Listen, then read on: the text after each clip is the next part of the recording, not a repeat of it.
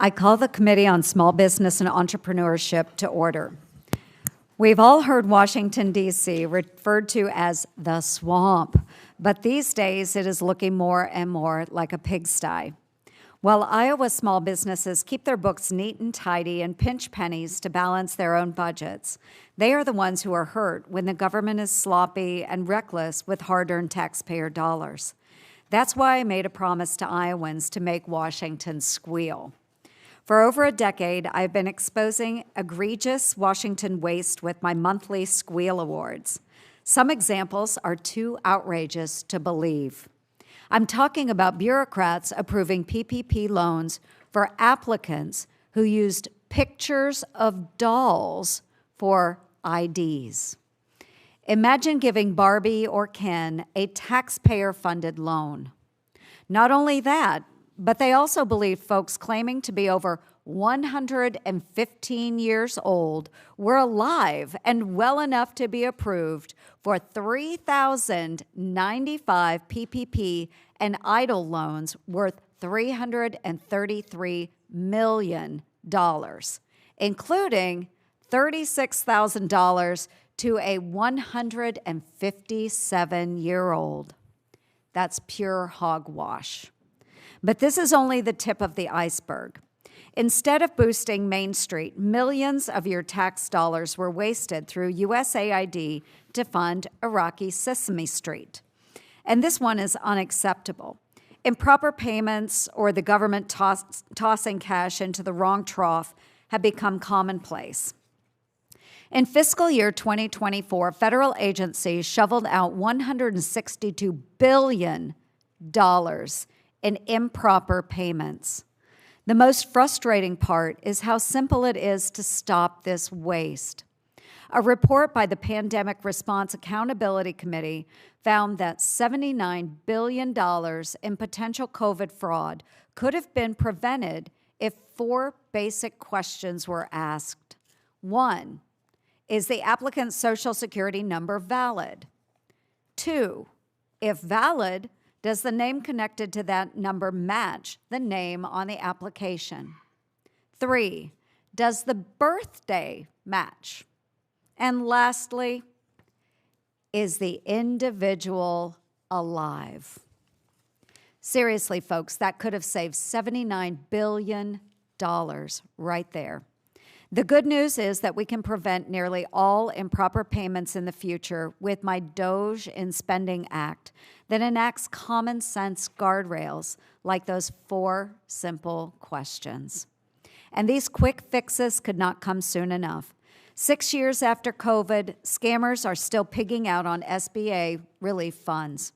I'm proud this committee advanced my SBA Fraud Enforcement Act, and I'm eager to see it become law. Fraudsters snout deep in pandemic-era shuttered venue and restaurant funds must be held accountable. Unfortunately, unless my bill is passed by the Senate and signed into law, many of these criminals will soon get away with it. During the prior administration, USAID repeatedly rebuffed my requests for information using intimidation and shell games to hide where money is going, how it's being spent, and why. This is the same agency that handed cash to violent terrorists and funded dance classes in Wuhan. Yes, the same Wuhan you are thinking of. As a result of my oversight, I discovered firsthand USAID was a rogue bureaucracy operating with little accountability and, at times, at odds with our nation's best interests. My findings were confirmed when, this summer, federal prosecutors convicted a USAID contracting officer who raked in over $1 million in bribes to steer more than $550 million in contracts to 8A program participants. Unfortunately, the SBA's 8A program has been a magnet for fraudsters since its inception. Decades of government watchdog investigations, bipartisan oversight hearings, a patchwork of reforms, and what is there to show for it? Not a shred of evidence that the program is worth taxpayers' investment. It is refreshing to see an administration take fraud as seriously as I do, and I applaud Administrator Loeffler's efforts to end 8A program scams for good. In the meantime, I've launched my own 8A investigation and introduced the Stop 8A Contracting Fraud Act to pause 8A no-bid contracts government-wide until the SBA completes its audit. I am also urging federal agencies government-wide to adopt this common-sense moratorium. Make no mistake, this waste hurts all our small businesses the most. When COVID fraudsters cashed in, thousands of deserving small businesses in Iowa were left out in the cold because funds had run dry. When the Biden USAID sent money to every corner of the world, small businesses here at home footed the bill as their taxes skyrocketed. When 8A programs divert government contracts to businesses committing fraud, legitimate small businesses pay the price, losing jobs, revenue, and growth opportunities. Government contracting should be based on eligibility and merit, not skin color. I promise to make Washington squeal, and it is clear that this pig pen of a swamp needs a thorough mucking out. I want to thank our witnesses for bravely pulling on their rubber boots and grabbing their buckets. Thank you all very much. Let's clean this up for American taxpayers and put our hardworking small businesses first. And I do look forward to hearing your testimony. I now ask unanimous consent that a statement by Senator Dan Sullivan of Alaska be entered into the record. Senator Sullivan has been a fierce advocate for Alaskans and a partner in working to ensure fraud is eradicated from federal contracting. And without objection, so ordered. I now recognize Ranking Member Markey for his opening statement. Thank you so much, Madam Chair. Today's hearing is called Running Government Like a Small Business. Cut waste, crush fraud. Sounds important. A more accurate title, however, would be Running Government Like a Trump Family Business. Cutting deals with billionaires and crushing small businesses. That's what the title on this hearing should say. Because this administration, the Trump administration, it's chosen to focus their energy on relentlessly attacking small businesses, from tariffs to health care to electricity prices to contracts. Yeah, they're focused on small businesses, crushing Main Street. Through the now defunct Department of Government Efficiency, or DOGE, the administration disproportionately cut contracts for women-owned and minority-owned small businesses. Those are the programs they cut. Additionally, 10% of all contracts cut by DOGE were veteran-owned businesses, most of whom were veterans disabled in the line of service. Can you imagine? They cut 10% of those contracts for those vets. This is all since January. Well, we all want taxpayer dollars to be well spent. We should take note of who this administration treats as expendable. It's those least able to defend themselves. It's those least able to flatter or provide gifts to the president and to his family. The administration's most recent fixation, SBA's 8A program, which is a program that gives small, disadvantaged businesses training, technical assistance, and federal contracting opportunities for 9 years. Now, those businesses are principally black and brown owned in our country. That's who they're focusing on. Cutting that program for those people who are just the small businesses trying to get a foothold in this American economy during this very difficult economic time with healthcare costs and with electricity costs and with the tariffs, all zeroing in on small businesses. This program was actually signed into law by a Republican president, President Nixon, in 1978. It has done a world of good for tens of thousands of small businesses, and again, disproportionately black and brown, providing access to billions in contracting opportunities with the largest buyer of goods and services in the country, the federal government. Like any federal program, there have been rare cases of bad actors taking advantage of these resources, and they should be held accountable. They should be made to pay the price. But these rare instances do not warrant an all-out assault on a program that has created good-paying jobs, provided pathways to success for small businesses, and created economic growth for our country. In a hearing focused on waste and fraud and abuse, we just cannot avoid or ignore the elephant in the room: President Trump's pay-to-play system. To receive special status as a foreign country, you must gift the president a $400 million jetliner that he gets to keep when he leaves the White House. That's unbelievable.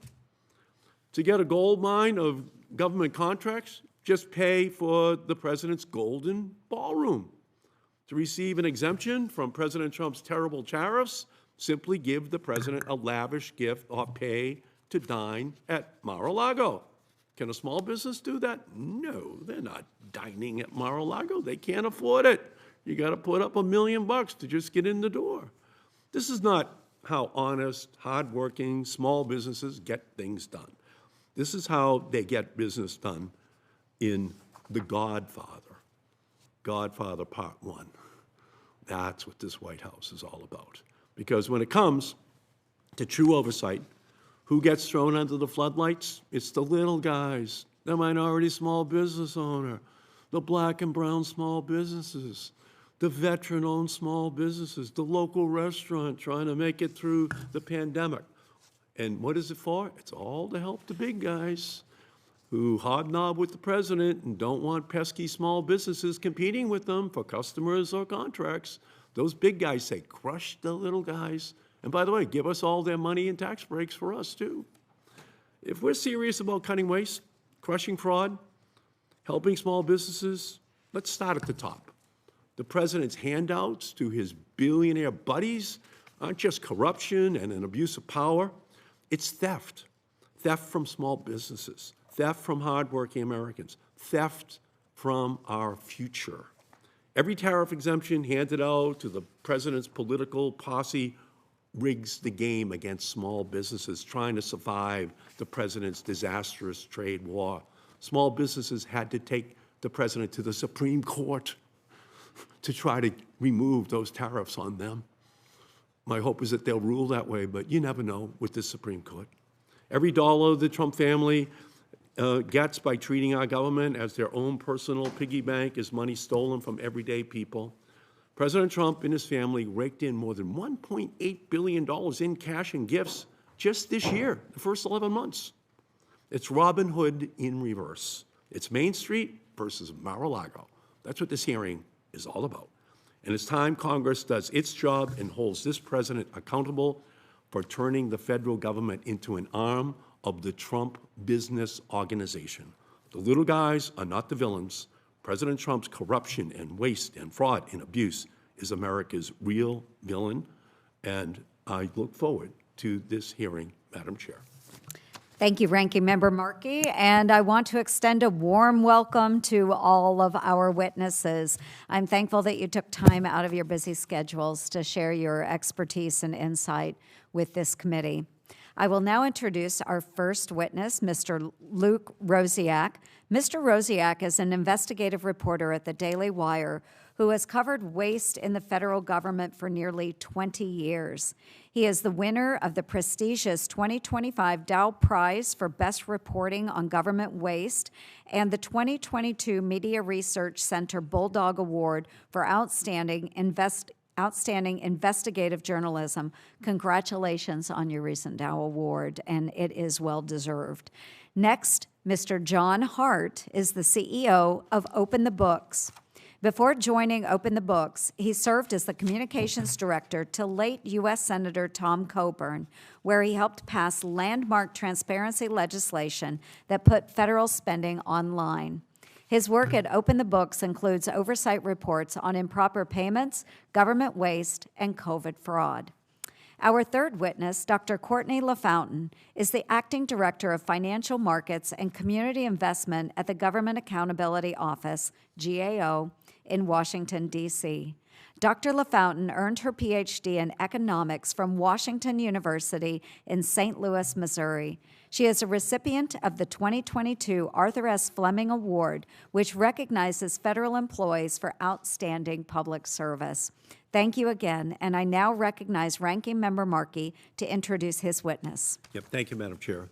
Dylan Hedtler-Gaudette is the Acting Vice President of Government Affairs at the Project on Government Oversight, or POGO. POGO began in 1981 as a Pentagon watchdog. In the years since, they have expanded to focus on the entire federal government, fighting to achieve a more ethical, effective, and accountable federal government. Mr.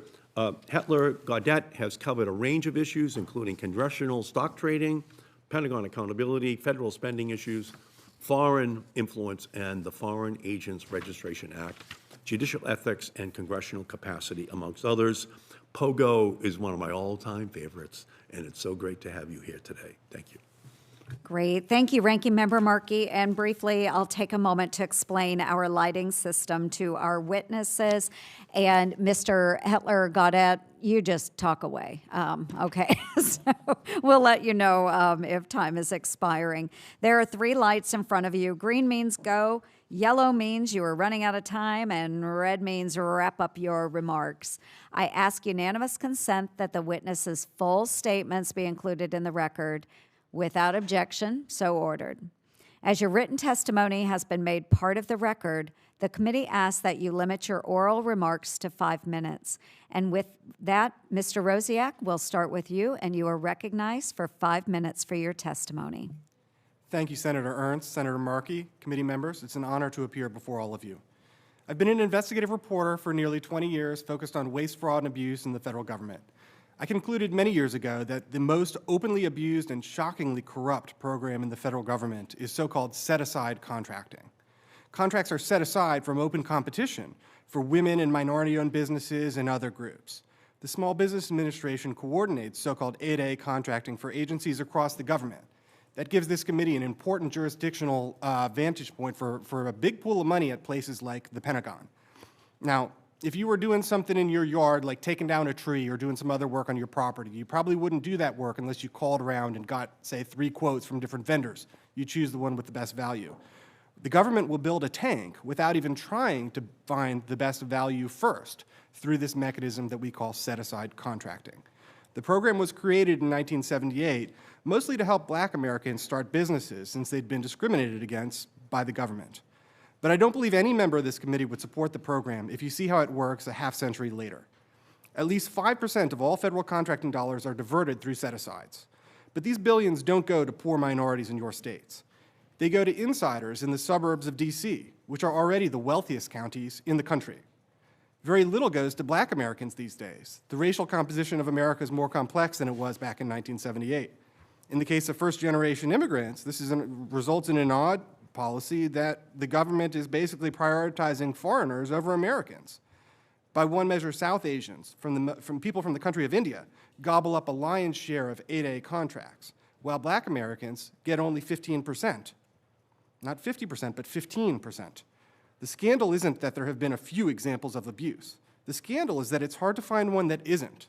Pick a random set-aside contract on usaspending.gov. I quickly chose OCT Consulting, LLC, when preparing this testimony.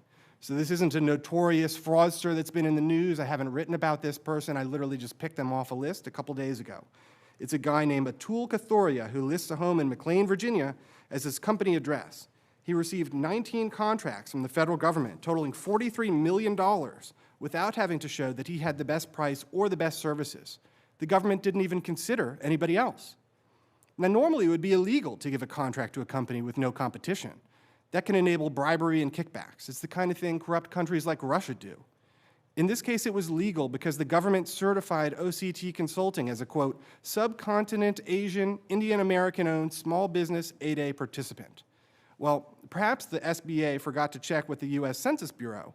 Indian Americans are the wealthiest demographic in America, with a higher median income than whites. These contracts are in the field of IT, which didn't even exist during the era of government discrimination. Indians have never been underrepresented in the field of IT. They're actually overrepresented in that field. Now, a listing of DC's most expensive real estate transactions shows that earlier this year, a tool bought an 11,000 square foot estate, replete with a wine cellar, for $7 million. You can see it up there on the screen. Minority ownership is just to win a contract, not to fix societal disparities at any meaningful scale. Every staff member listed on OCT Consulting's website is a white man, except for the owner and his wife. What did Atul do before he became a disadvantaged businessman and overcame all odds to become a millionaire? He went to George Washington University and worked for 15 years as a financial consultant at Ernst & Young and Booz Allen Hamilton. This kind of thing is a disgrace. You've all seen the video where an exec from Native American 8A ATI Consulting was caught on camera saying they just subcontract the work out to companies like Accenture and keep a huge cut. The story here isn't that a wily businessman concealed this from the government and finally got caught. It's that 8A is actually a corrupt conspiracy between government procurement officers and big companies. The companies, the Beltway bandits, like Accenture, Booz Allen, Deloitte, Lockheed Martin. Somebody from government will be talking to a friend at one of these companies and say, I have some work that you guys might be a good fit for. Let's work together. But if Booz Allen, say, has to compete for it, they'll have to make sure they charge less than Deloitte. The process would take forever, and there's no guarantee they'll get it. So the contracting officer encourages the Beltway bandit to seek out a random 8A that's listed, waiting like a shell company, on one of the contract vehicles. The government can immediately award the contract to the 8A, knowing that they'll subcontract the work back to the big firm. It's just a way to bypass competitive bidding, a process we have in place for a reason. So the guy in the James O'Keefe video didn't swindle the government. We all knew. The government knew. There are skyscrapers down the street in Tyson's Corner, defense contractors working on advanced weapons that don't have to bid competitively for contracts because we say they're Alaskan Native corporations. Every one of us in this room knows there are not Native Alaskans in those buildings. 8A creates a random group of influence peddlers who, like lobbyists, get rich by selling their access to government insiders for the benefit of big business while driving up the costs for all of us. This is the kind of thing people hate about Washington. You owe it to voters to end this program. Thank you for the testimony, Mr. Rosiak. And next we will go to Mr. Hedtler-Gaudette. And Mr. Hedtler-Gaudette, you are now recognized for 5 minutes for your testimony. Thank you, Chair Ernst, Ranking Member Markey, and members of the committee. I appreciate the opportunity to testify before you today on the important issue of waste, fraud, and abuse in the federal government, particularly in the federal contracting process. This is a really important and persistent issue, and I'm pleased to see the Senate Small Business Committee taking it up. My name is Dylan Hedtler-Gaudette, and I am the Acting Vice President of Policy and Government Affairs at the Project on Government Oversight, or POGO. We are a nonpartisan, independent watchdog group with nearly 45 years of experience promoting more accountability, transparency, and effectiveness in federal government. We literally exist to combat abuse of power and corruption, which necessarily includes trying to root out waste, fraud, abuse, and conflicts of interest. As you can imagine from the name of our organization, we believe strongly in the power and the value of oversight. This hearing today is a prime example of good oversight work. We believe strongly that good oversight work is indispensable to the pursuit of good governance. And this is why it's been so alarming to see what has been happening over the past year or so. The current administration has systematically dismantled the very foundation of the federal government that it is supposed to be leading, which has included attacking key oversight institutions. Whether it's firing inspectors general en masse, attacking oversight bodies such as the Government Accountability Office, cutting off access to key agencies for press and journalists, nominating manifestly unfit and unqualified individuals to serve in critical oversight positions, or largely relegating Congress to the sidelines. The current administration has made a mockery of the very concept of oversight and accountability in government. We also saw the hyped but largely failed effort to root out waste, fraud, and abuse under the auspices of the so-called Department of Government Efficiency. Beyond that, we've seen direct assaults on the constitutional structure of government, which has included the illegal impoundment and withholding of congressionally appropriated funds and the unlawful firing of large numbers of federal workers. We have already heard today and we'll continue to hear more about the Small Business Administration's 8A Business Development Program. We should put this program in a little bit of context at the outset here. All 8A contract dollars comprise about 5.4% of the total $755 billion that were handed out in federal contracts last year, the vast majority of which are awarded to very large, well-connected, powerful corporations. If there are people taking advantage of the 8A program or any other program in government, they should be held accountable. But we must realize that oversight bandwidth and resources are extremely finite and scarce, and we need to triage those resources and focus on the most egregious and the largest examples of waste, fraud, and abuse. We should not select oversight targets on the basis of political or ideological agendas. My primary purpose here today is not to criticize and complain and to point out bad things that have happened. I'm here to propose solutions. So I want to focus on a couple of solution areas here, but there are many more I lay out in my written testimony. First, we must protect, strengthen, and preserve the independence and the effectiveness of key watchdogs and oversight practitioners, such as inspectors general and the Government Accountability Office. We must also sufficiently resource and fund those organizations so that they can perform their critical oversight duties effectively. The Senate also has an especially pivotal role to play in providing advice and consent on the nomination of the individuals who should be leading those entities, and the Senate must never allow the confirmation of politically compromised, unfit, and unqualified individuals. We must also take a long, hard look at the ethics, rules, and the enforcement of those rules that we have on the books currently. They are wholly insufficient to the task of rooting out corruption, conflicts of interest, and cronyism, which play midwife to waste, fraud, and abuse. We must also halt the pernicious effects of the revolving door between agencies and the very industries that those agencies are supposed to oversee and regulate. We have an opportunity before us here today and in the rest of the 119th Congress to advance real, common-sense reforms to promote government integrity and crack down on waste, fraud, and abuse. Me and my organization stand ready, willing, and able to partner with anyone who wants to turn those goals into reality. Thank you for having me here today, and I look forward to answering your questions. Thank you, Mr. Hedtler-Gaudette. We appreciate your testimony. And next, we will move to Mr. Hart. And Mr. Hart, you are now recognized for 5 minutes for your testimony. Madam Chair Ernst, Ranking Member Markey, and distinguished senators, thank you for the invitation to testify today. Every dollar saved in Washington is a dream realized somewhere in America. Nowhere is that more true than in the small business community. Small businesses aren't just the engine of growth, they are also teachers. They teach us that our founders were right, that Thomas Jefferson was on to something when he said, the natural progress of things is for liberty to yield and government to gain ground. So I commend this committee for truly listening, for hearing. And we're here, of course, because government doesn't operate like a small business. Instead of doing more with less, government does less with more. Over the past 100 years, the federal government has grown massively. In 1925, it's been about $484 per person, adjusted for inflation. Today, that number is more than $20,000 per person. And in our economy, we see this law at work. The best way to make something expensive is for government to make it affordable. Sectors that have been the most lavishly subsidized, such as healthcare and education, have seen the worst inflation. On the other hand, sectors that have not been as heavily subsidized, such as electronics, tend to produce goods and services that get better and more affordable over time. It's pretty simple.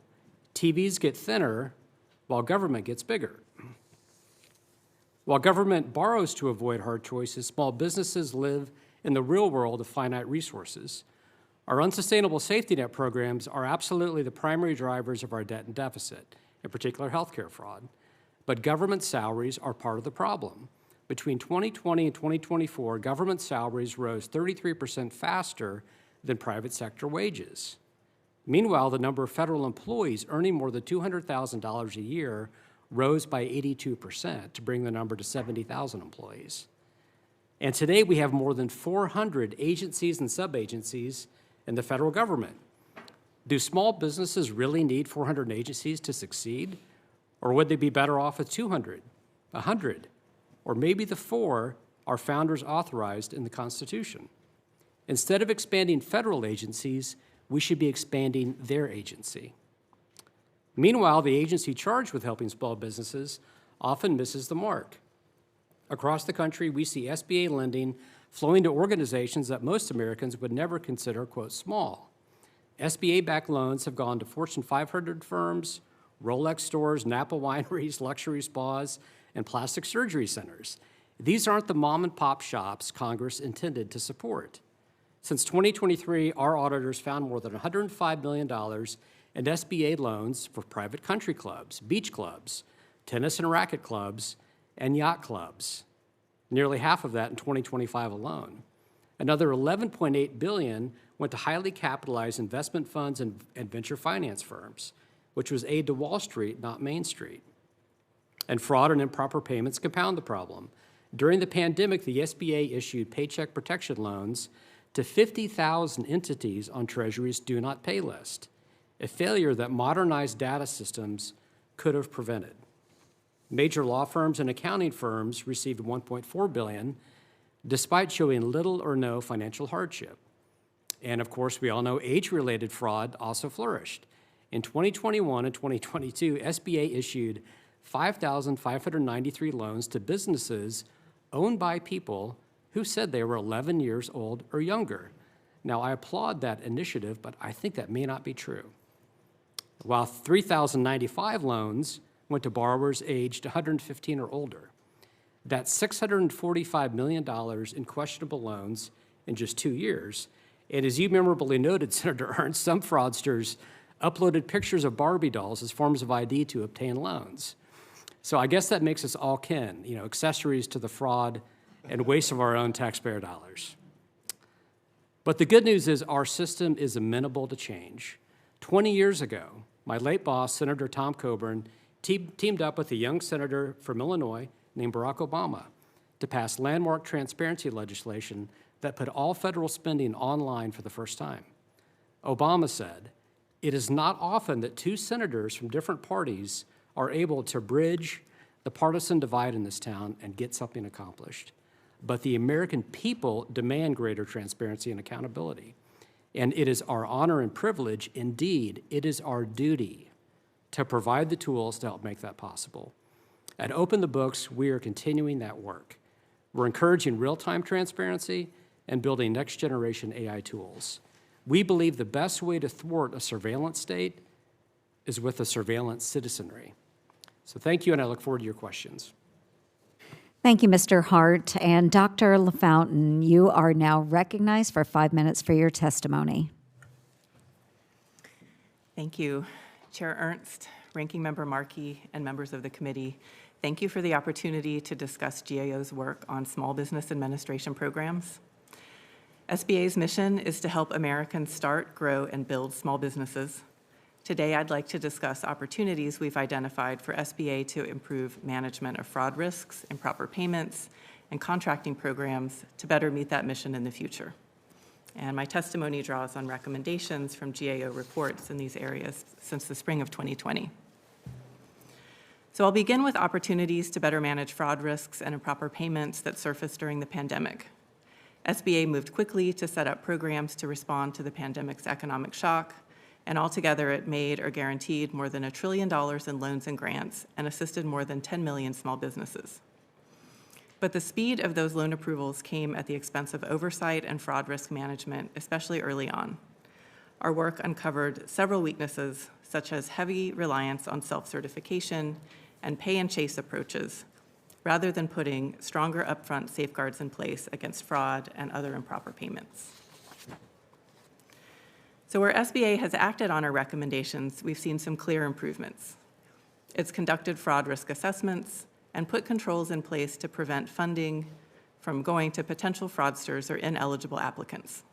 And as of the end of fiscal year 2025, we estimate that improved oversight saved the government at least $30 billion.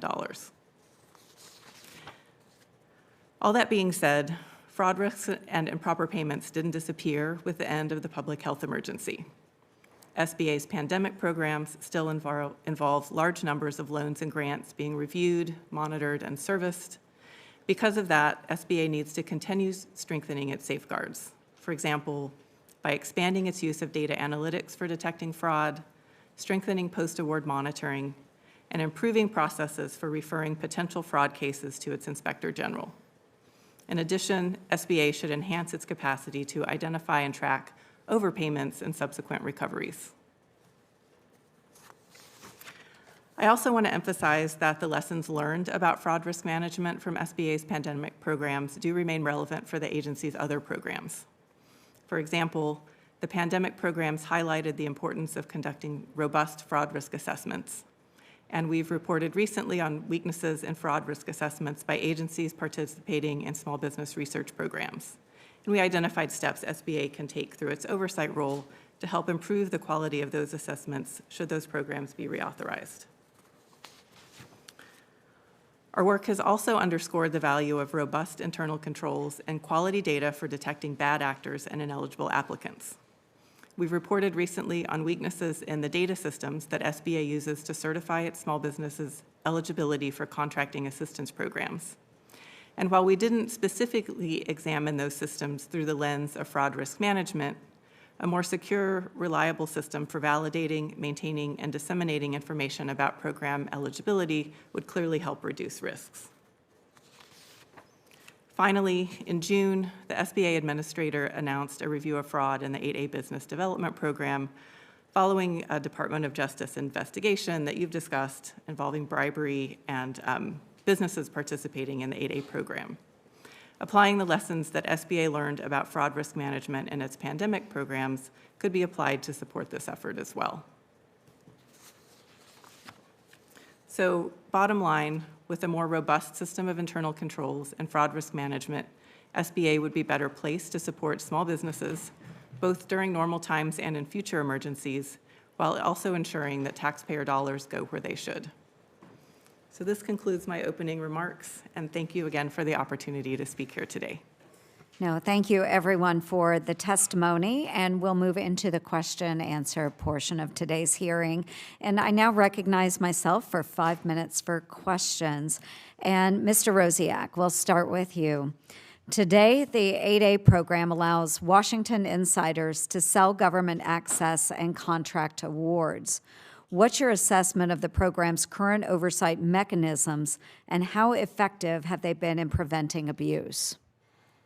So oversight hasn't worked, and it's not going to work. Set-asides are inherently extraordinarily vulnerable to corruption and fraud and waste. Wherever there's the prospect of millions of dollars going to somebody without the usual competitive process, the free market is going to find creative ways to get that money to where it would otherwise have gone, which unfortunately often means big companies. This waste is massive.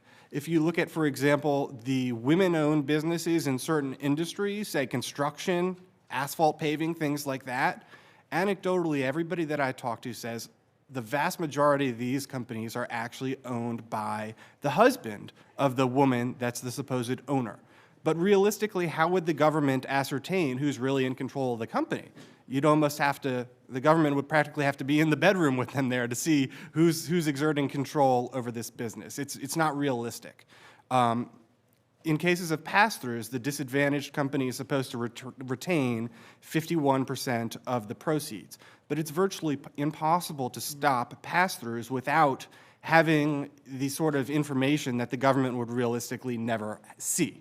There's so many ways around it. For example, if you partner with a non-disadvantaged company that's supposed to get 49% or less, you could put a lot of the expenses on the disadvantaged side, including maybe even taking some of the staff from the non-disadvantaged company and temporarily hiring them and putting them on the books of the disadvantaged company. It's trivial to hit that 51% marker. Not to mention that, in some cases, they may just keep 51% if they're too lazy to cook the books a bit. Just keep 51% as essentially, Senator Markey made a Godfather reference earlier. That's what I've heard some of these 8A, an 8A contractor himself likened himself to the mafia and said it's basically like the protection money or whatever you have to pay the mobsters. To get these contracts, the big companies kind of know they have an unspoken agreement with the procurement officers and these 8A contractors that you got to cut them in on that. And I think that's not going to change. I don't see any way around that without basically just ending the practice of set-asides.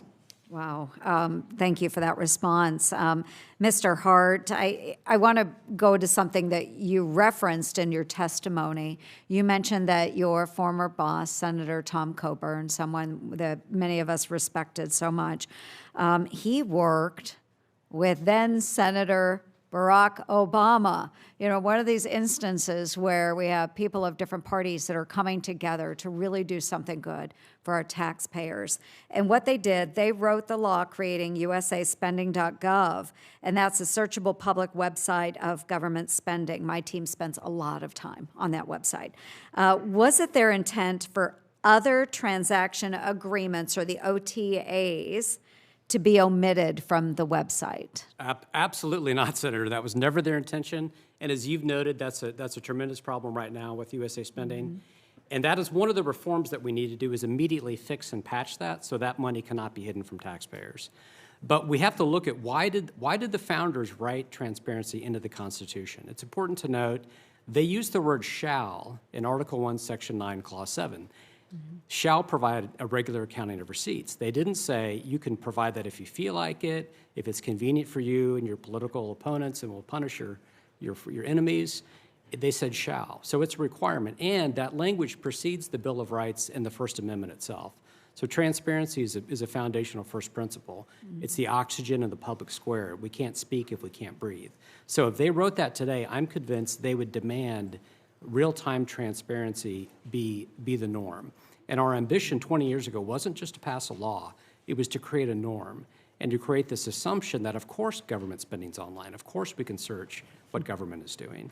And so we need to, government always lags behind technology, so we need to move very quickly to upgrade our transparency laws today. Yeah, I agree, because bottom line, if we don't know who is receiving taxpayer dollars and why, then there's no way for us to track that and hold recipients responsible for delivering what they've promised to our taxpayers. So I'm in complete agreement with that. My time is expiring, and I'll reserve the rest of my questions for another round. And with that, I will turn to Senator Hirono of Hawaii. Thank you, Madam Chair. As we're focusing on waste, fraud, and abuse, there's just so much of that rampant in this regime that I hardly know where to begin. And while this is a small business committee and you want to focus on waste, fraud, and abuse in the small business segment, there is massive waste, fraud, and abuse going on in our government, and I only need to point out to things such as the destruction of the White House and a ballroom being paid for by individuals and corporations that seek to get support from this administration. If that isn't pay to play, I don't know what is.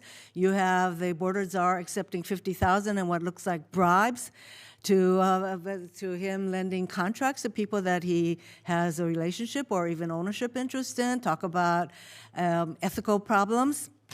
There's all that.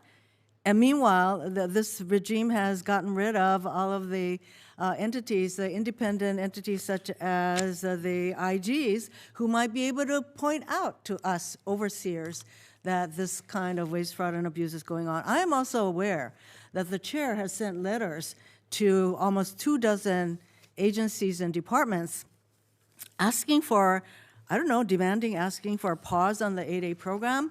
I don't even know if these agencies or departments have the authority to do such a pause, because we're talking about contracts and who knows, I don't even know what that means to pause, but to know that the 8A program consists of entity-owned businesses, which mainly are Alaska Native corporations, Native Hawaiian organizations, tribal organizations. These are entities that have to give back to the communities and who can access contracts, large contracts, up to $100 million. And the 8A also includes individual-owned businesses, and they have to show that they are economically and socially disadvantaged. So mainly when, Madam Chair, when you write a letter saying you want to pause on the 8A program, you are basically focusing your attention on the Native-owned businesses who hire thousands of people, giving back to the communities, alleging massive fraud, I would like to see that. If there is fraud going on in the 8A program, as if there is fraud in any other program, we should go after these people. You don't go in there and say, wipe out the entire program. So I'd say that is definitely overkill. And I want to record my serious concern about what you are doing, Madam Chair. I have a question for Mr. Hedtler-Gaudette. So would you say that you have an awareness of the 8A program? Would you say that it is fraught with rampant fraud and abuse? No. I would say that, as you just mentioned, with any program, in the federal government, especially ones that deal with money, there are going to be people who take advantage of the system, bad actors. Yeah, and considering that the 8A program consists of maybe 41 billion or so in contracts versus, what is it, 755 billion? That's right. I should think that there might be concerns about waste, fraud, and abuse in all those entities getting the 755 billion in government contracts. And I am very aware of the need for contract reform within the Armed Services Committee, because I have sat on that committee for over 12 years, and the former chair of that committee has spent his entire time chairing that committee trying to figure out how to do contracting reform. So we know that there are issues relating to oversight of all of these, the amounts of federal dollars that go out. Now, this is a desire to help entities that would otherwise have a hard time getting a fair shake and getting a share of federal contracts. This committee is actually supposed to be supporting those efforts, not to support waste and fraud, of course not, but to enable entities that would otherwise have a difficult time getting their opportunity to provide services to our country. When I think of all of the obvious conflict of interest and pay-to-play activity that is going on, not to mention the president wanting $200 million from the Department of Defense, which he considers his law firm. He considers Pam Bondi his lawyer. He wants the DOD to go after all his enemies. Well, what is that but abuse? Why don't we pay attention to those things? Okay.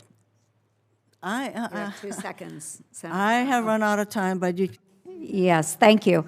And I just, because the member has brought into question my motives, I did say pause on the 8A program. I did not say cancel the 8A program because of the recent abuse that has been brought to light through various investigative pieces of journalism. You are out of order, Senator Hirono. Thank you. So because of the abuse that has existed in the system, and I think most Americans, and especially our small businesses, would want us to open the books and provide transparency. So that's what we were asking, is a complete audit. Those that are fearing audits perhaps shouldn't be participating in federal government programs. I began my political career as an auditor. I believe in transparency and oversight. So next we will recognize Senator Husted of Ohio. Thank you, Chair Ernst, and I appreciate what you're doing by raising this issue and giving us an opportunity to talk about it today. I'm just blown away by the idea that the people think that given the events, the recent events, that fraud is not an issue. The COVID fraud in the system was outrageous, including unemployment compensation. We're dealing with an issue in Minnesota right now where perhaps as much as $1 billion was stolen and money diverted away from what was supposed to be a food program for poor kids into the hands of criminals. And I was just on the Senate floor talking about the Affordable Care Act premium subsidies, which we know have been ripped off between, well, $21 and $27 billion, according to different reports, including one from the GAO. And this is a huge issue because people lose trust in government when they think their programs don't work. And I'm going to ask you each to answer a yes or no question because I'm interested in your take, because I'll tell you a quick story. I was with a road contractor that does aggregates, asphalts, and things like that. And I asked him about which he's not part of any set-aside program. I said, what do you think about these set-aside programs? He says, he said, they don't really bother me because everybody who has a set-aside just brings their trucks here, fills them up with my stuff, my aggregates, marks up the price, and then delivers it to the same place that I would. So I'm going to ask a question. Is that illegal? Do you want one word? One word. Yes. Legal. Mr. No. Gaudette? No. Yes. Based on our work, I actually don't know the answer, but I'd be happy to connect you with our experts on that. So the answer I received back when I asked questions about it is that it was not illegal. It's offensive. It's not how these programs were designed, and it's a ripoff to the taxpayers. I think we could all agree with that, though. And it may not be illegal, but I hope, Chair, we work on this, that we make that kind of stuff illegal. Because it's not, in my opinion, what the programs are supposed to be about. And I know finding the fraudsters in the act is a hard thing to do, and so, but we have new technologies at our disposal, things like AI tools. And so I'm interested, I'll start with you, Dr. Is it LaFountain? Yeah. What tools could, tech tools like AI, is it possible that we could do a better job with this, with tools like that? So let me share a couple of things that we've learned from looking at the role of data analytics and similar tools in fraud detection and prevention. We have definitely learned that leveraging big amounts of information and big data across multiple programs is really important for helping agencies detect and prevent fraud. We have also learned that leveraging external data, so an agency needs to look outside of itself and find other ways to validate information that it's receiving. That's another important way for agencies to detect fraud. So we do have some work looking at how AI can be used for this purpose and in other purposes, and we'd be happy to share the findings of that when we're completed our work. Okay, Mr. Hart, do you have thoughts on that, or what other tools should we use? Because we have this fraud. I mean, a lot of it apparently is in the misdesign of these programs. Right. That while they may be well intended and noble in their pursuit, the practical application is that the fraudsters always seem to outwit government, Right. and misuse these programs, and don't use them for the purposes that they were intended.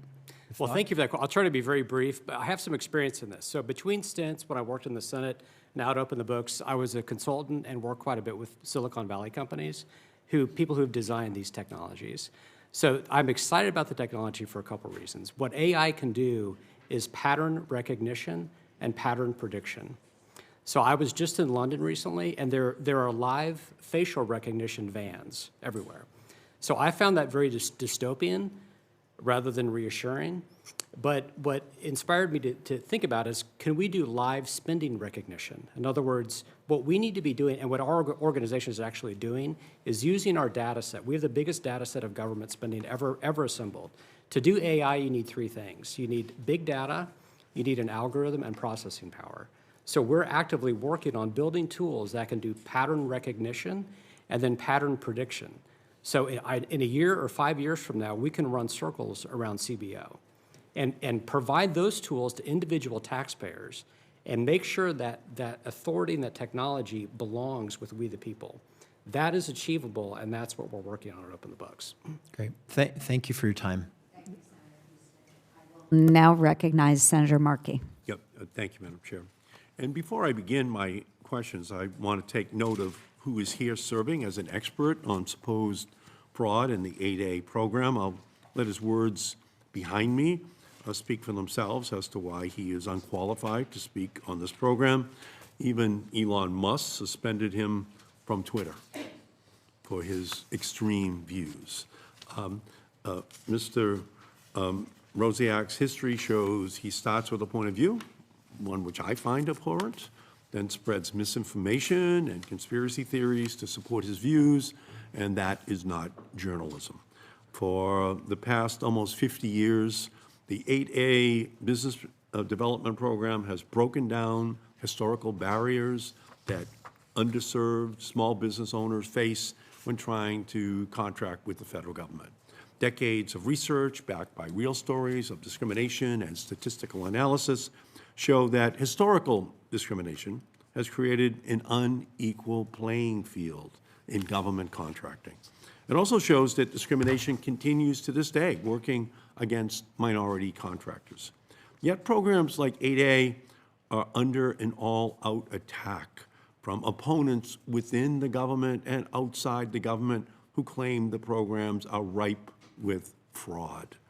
While it is important to root out instances of genuine fraud, these opponents aim to tear down programs that address historical discrimination. Mr. Hedtler-Gaudette, how do programs like 8A program and other small business contracting programs help competition, help to ensure that in the federal contracting space, that there is room that is made for access for the groups that historically had been left out? Thank you for the question, Senator.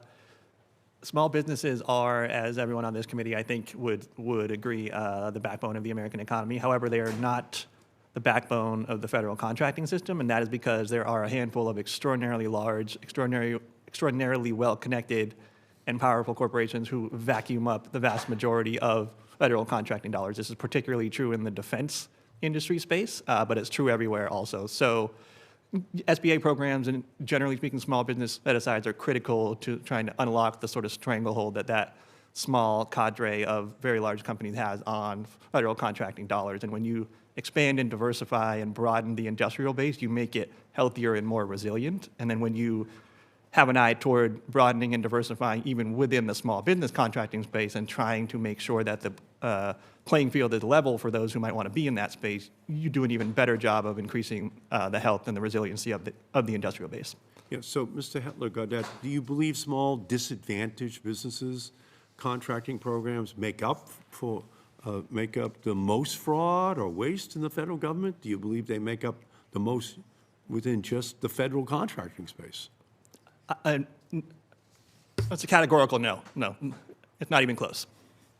Do you believe the Trump administration's actions towards 8A program are efficient or effective oversight? I do not. I think if they cared deeply about looking into 8A or any other program, they would have an inspector general do it, because that's who should be doing it. I also think it's a little bit too convenient that the program they're targeting happens to fall into a category of a sort of ideological or political viewpoint that they disagree with. Yeah, and they fired the best inspector general in America in January, who oversaw the SBA. They just fired him. In June, SBA announced the so-called audit of the 8A program, and this month, SBA ordered all 8A firms to submit extensive documentation within 30 days over the holidays as a part of their investigation. Oversight is important to make sure that government programs are working properly, but I'm concerned that the SBA's investigation is politically motivated. Dr. LaFountain, the GAO, provides the standards for government audits through what's known as the Yellow Book. Can you tell us how audits are done and what how your office typically conducts them? So thank you for the question. I love to talk about the Yellow Book. The Yellow Book is our nickname for the Generally Accepted Government Auditing Standards, or GAGAS. And this is a framework for conducting high-quality audits with competence, integrity, objectivity, and independence. The Yellow Book is a big book, and it covers a lot of territory. It explains the purpose of government auditing, which is to provide objective analysis and information needed to improve government performance and accountability.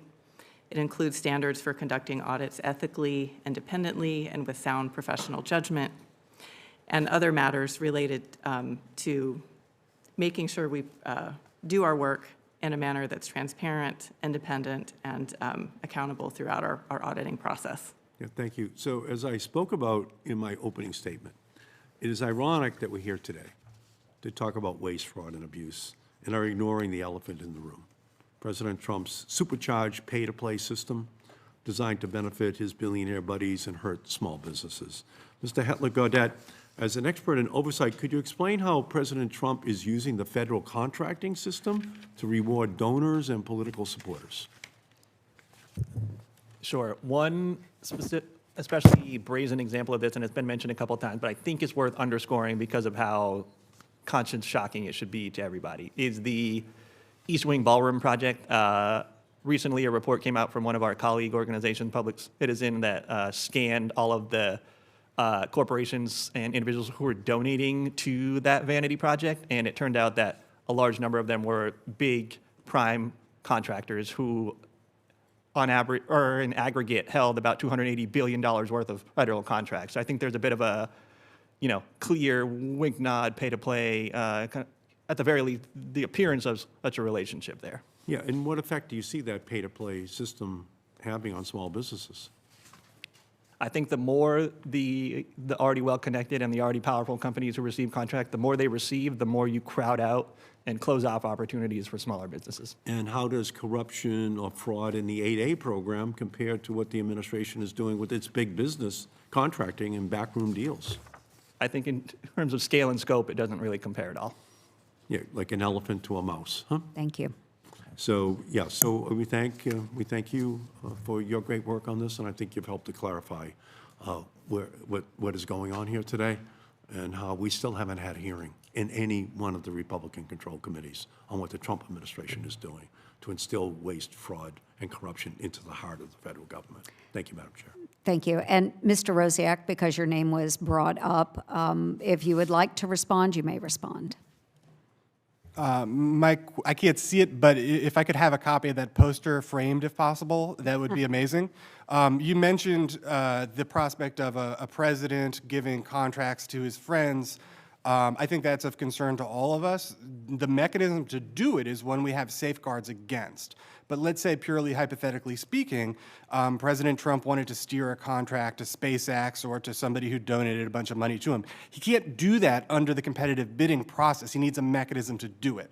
So what could happen is you have a low-level SpaceX employee have his wife create a women-owned small 8A firm, and they get the sole source contract, and then they sub it out, of course, to the people that they work with closely. And it's easy for the government to do with a wink and nod or just read between the lines that this is going to wind up with SpaceX. So that's the concern here, is that procurement is like water. It follows the path of least resistance. And when you have a loophole like this, it creates all those things that nobody supports. So the other thing is, it's not that, there's a couple reasons that 8A is in the spotlight now, but one of it is the Supreme Court. Okay, so Students for Fair Admissions, the big Supreme Court dealing with race, that showed that this program is illegal. There's a court case called Ultima that has subjected 8A to an injunction right now. So we can't have a hearing about 8A and talk about, oh, Trump is against DEI, whatever, without recognizing it's literally under injunction right now. So this committee is going to have to go back and revisit the legislation, and the SBA is going to have to, as the terms of a legal settlement or a final court order, to do a rulemaking process. But right now, the government cannot treat people differently based on race. So if you have a minority set-aside program, without the minority, you're left with just a random set-aside program, which is just rife for all sorts of exploitation. Thank you. Madam Chair? I appreciate Madam Chair? I'm on my 5 minutes of Well, questioning. you gave him more time This is to part of answer this is than- part of my questioning. Oh, what, you mean I get recognized again? You'll get recognized again, Ranking Member Markey. Thank you. So I just want to get this straight. So we were talking in Ranking Member Markey's line of questioning. He said, the largest amount of fraud, waste, abuse is not in the Small Business Administration and its programs. I might be paraphrasing a little bit. This is, however, the Small Business Committee, and that's what we are focusing on today. So, Mr. Hedtler-Gaudette, you said that no, that doesn't happen the most in the 8A programs. However, I did annotate or go through quite a few billions of dollars of fraud or waste that happened within the 8A programs, the PPP, the EIDL loan programs. So you are not saying to this committee that we should not go after people committing fraud in these small business programs of which the Small Business Committee has jurisdiction. Am I correct? Yes, absolutely. You should go after fraud and waste wherever it exists. I think the point I was making was more about sort of prioritization of resources in doing so. No, thank you for that clarification. And I would state as well, I have focused on fraud, waste, and abuse for the past 11 years of my Senate career, regardless of what agency or what president was at the helm. So I think it's fair to say that we fight for American taxpayers regardless of whether we have an R, a D, or an I behind our name. And that's the purpose of today's committee, is that we're focusing on fraud that has occurred within these programs. So a question for the entire panel, just very quickly. Just last week in my home state of Iowa, just to show I don't pick on everybody without recognizing issues in my own home state, there was a former Cuban military sergeant who came to the U.S. illegally after crossing the southern border and was sentenced to 4 years in federal prison for his role in orchestrating a pandemic benefits fraud conspiracy involving $2.4 million in fraudulently obtained PPP loans. An illegal Cuban militant in Iowa applied for and got $2.4 million in PPP loans. Meanwhile, many of our Iowans were struggling to keep their lights on during the COVID pandemic. So because I only have 20 seconds left, we have a lot of egregious examples, but wouldn't you agree this is someone that should have been prosecuted, Mr. Rosiak? Yes. Mr. Hedtler-Gaudette? Yes. Mr. Hart? Yes. Ms. LaFountain? Based on our work, yes, it should be investigated. Thank you. And I'll recognize Ranking Member Markey for a second round. Just move on to your next question. No, thank you. And again, I wasn't going to put it in the record, but I will. You know, one of Mr. Rosiak's tweets just says, "Turns out lots of DEI hires are both dumber and vastly more immoral than their competent predecessors." And I don't think that the evidence would actually bear that out. I just think that basically continues to reflect a pre-existing bias. So, Mr. Hart, in your testimony, you called for transparency surrounding contracting. A recent study found that donors to the President's Ballroom project have received $279 billion in federal contracts over the last 5 years. Mr. Hart, do you think those donors to the ballroom should have to disclose their names? Well, Mr. Markey, what I believe is that in our Constitution, the founders described transparency not as a two-way street, but a one-way street. In other words, as taxpayers, we have the right to inspect the government's checkbook. However, the government does not have the right to inspect our checkbook. I think that's the constitutional standard of transparency, and when we conflate those two, we actually dilute the meaning of transparency in the Constitution. I'm an equal opportunity oversight person. I think we should look at the spending of everything, but if we expand the aperture of the hearing to look at ballroom spending, we should also look at healthcare fraud. And the Pete Peterson Foundation found that there's $925 billion in healthcare fraud. So the other title of the hearing could be the opportunity cost of fraud for small business, which is extreme all over the federal government, particularly in the healthcare sector. No, thank you. And this year, I have sent a number of letters to the SBA asking about DOGE's activities. And requested a meeting with DOGE in February.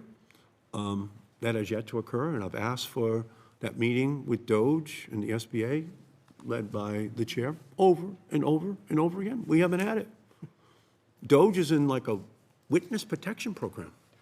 You know, they're someplace. We know they're someplace. They're inside of SBA. And by the way, the same thing is true over the Environment Committee. No hearings. Over at Labor, no hearings, no hearings, no hearings. They're inside, you know, but we don't have any hearings on it. And we know there's a lot of waste and fraud and abuse corruption going on, we just aren't going to have any hearings on it. And I think we're going to finish the whole term without ever having had a hearing on DOJ inside of these federal agencies. And that's a crime in and of itself, that we're not going to look at that. It's hiding in plain sight right in front of us, DOJ inside of these agencies. What kind of self-serving activities are they engaging in? Who are they helping by the decisions which they are making? What's going on? Well, we're the Committee of Jurisdiction, and we haven't had a hearing yet. We haven't had a joint investigation yet. We have done nothing, to find out what is going on. So what little we do know about DOJ's dealings at SBA is coming from the media rather than SBA's responses to my congressional requests. I've made this request over and over and over again. And in rare cases where I've received a response, there is no helpful information, which we get. They write their answer essentially in invisible ink. They don't provide the information which the public, Mr. Hart, is entitled to, the transparency. It's a one-way street. It's coming out of the federal government to the American people. Then they can judge what's going on. They're not going to provide that information. And it's my understanding that GAO also has had some trouble getting Administrator Loeffler and her team to respond to requests for information that is necessary for your work. And I'm very glad to hear that GAO is conducting a government-wide review of the administration's efforts to implement the president's executive orders, including how DOJ has been used to access data and make policy decisions without any transparency. Who are they helping? What businesses are they helping? What friends of the president are they helping? We don't know. And it's not just SBA, it's every agency. It's the entire federal government. So, Dr. LaFountain, is GAO looking to see how DOJ complied with privacy and information law? Yes, we have a body of work, at least 8 engagements ongoing on issues related to DOJ, and we do have one engagement on DOJ and data protections that is looking at compliance with privacy and information law. Okay, so again, I reiterate to you, Madam Chair, I request that this committee hold a hearing on GAO's findings about DOJ, specifically about their compliance with data and information security laws. This would be especially helpful since we never heard from DOJ despite our efforts to get them to brief our committee. And I make that, again, as a special request to you. I think the American public is waiting for the answers to the questions they are asking about what's going on inside of the SBA. Yes, and thank you. And DOJ does happen to be the Democrats' favorite boogeyman out there. And I do want to be clear that under this administration, we're finally reining in government spending and rooting out waste, fraud, and abuse. So during the pandemic and under the Biden administration, SBA loans were given out like candy. Let's not forget that individuals who used Barbie dolls as their photo identification were approved for SBA loans. This is totally unacceptable.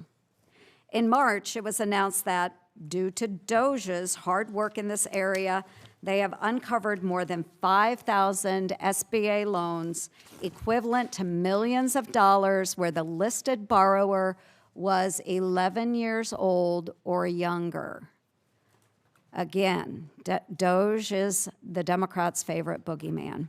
If updating outdated systems and saving taxpayers' time and money scares them, that says more about their priorities than ours.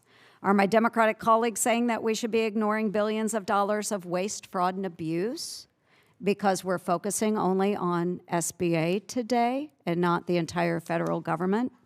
The Biden administration tried to sweep this problem under the rug.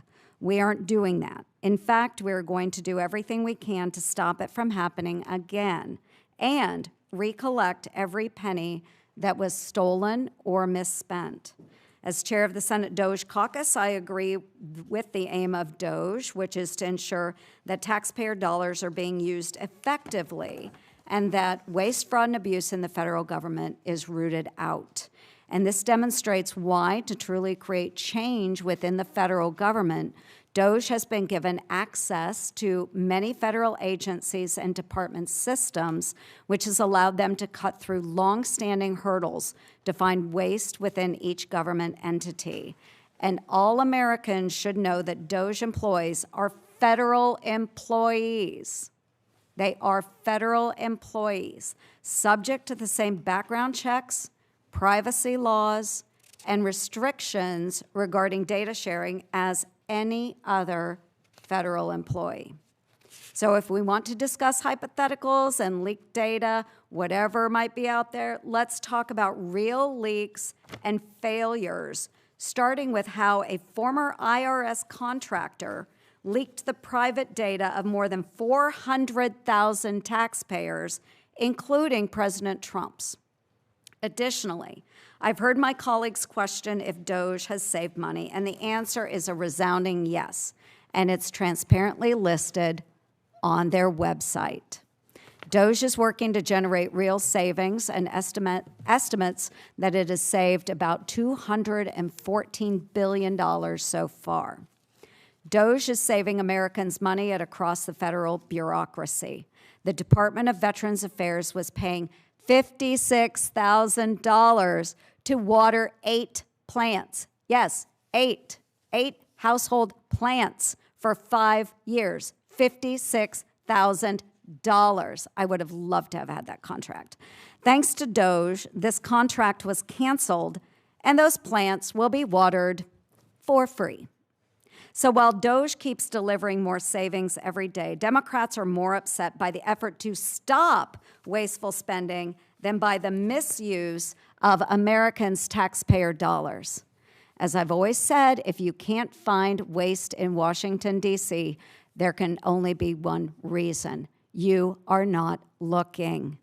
Shouldn't we be pulling the plug on government waste instead of those who are finding it? I have 1 minute left, and I will go Mr. Hart talking about waste. I gave the egregious example of a Cuban illegal migrant militant who scammed the federal government for $2.4 million.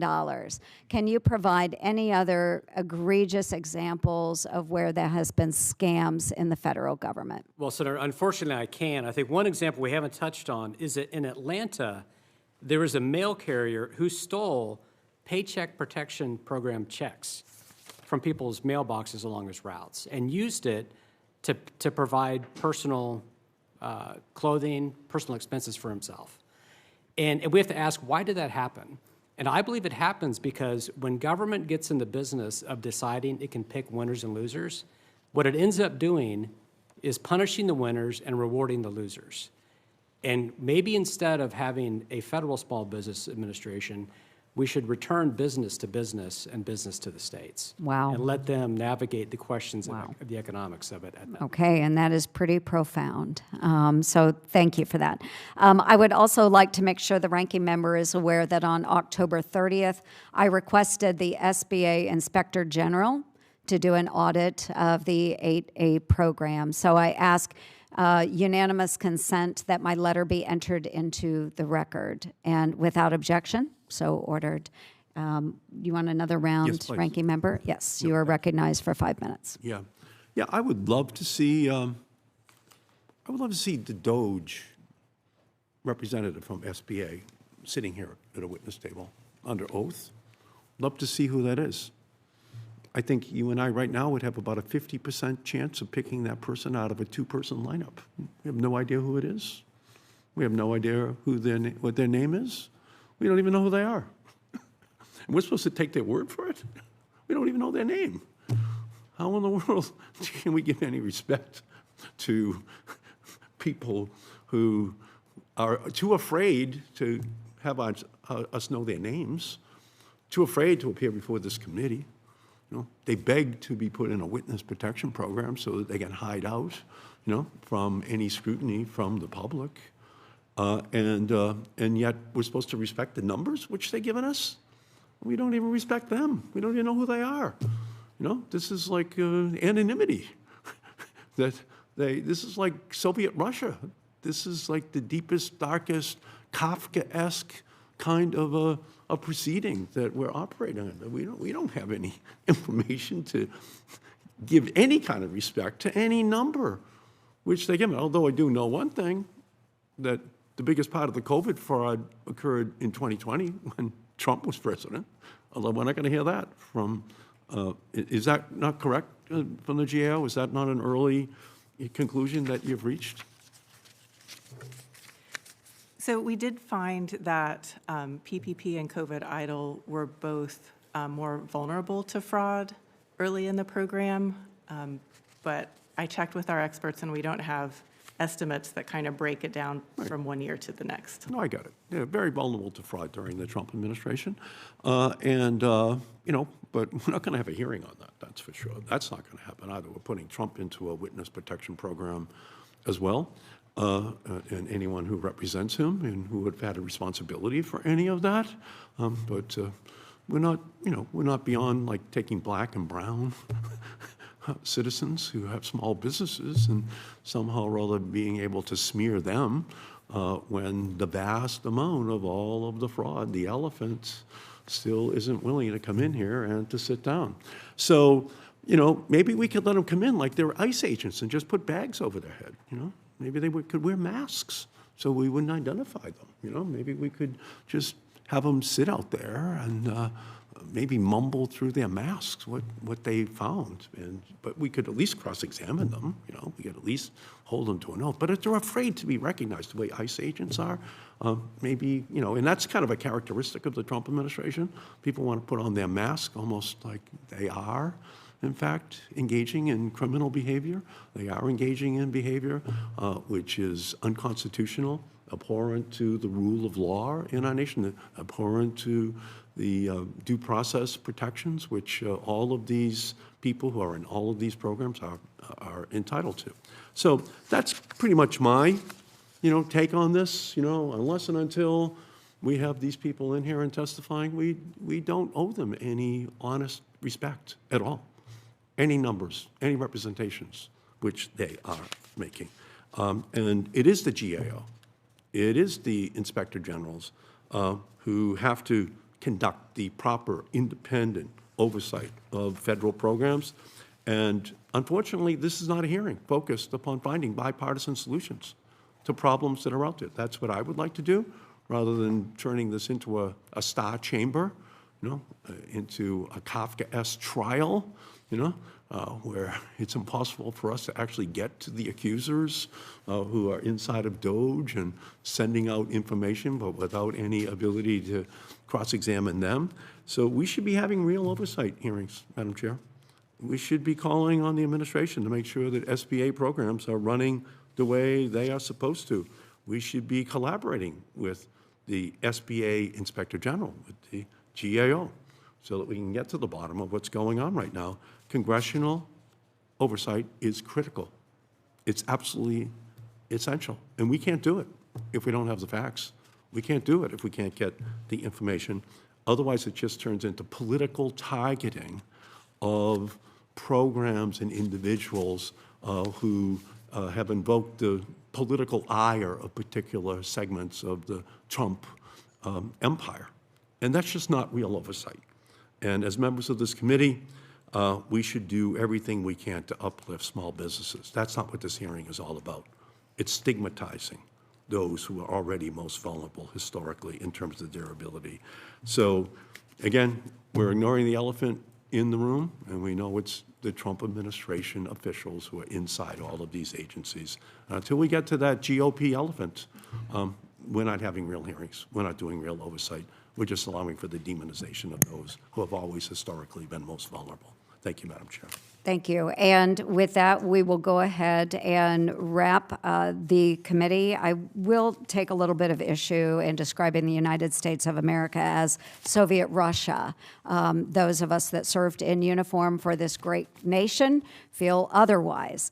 I just wanted to make that very clear, that I'm proud of my country regardless of who is at the helm, because our country is made of incredible men and women from all walks of life. So if there are no further questions, I want to thank our witnesses for being with us today. I ask unanimous consent that the record of today's hearing remain open for 2 weeks for members to submit questions, revise and extend their remarks, and submit additional information into the record. And without objection, so ordered. With that, the Committee on Small Business and Entrepreneurship stands adjourned.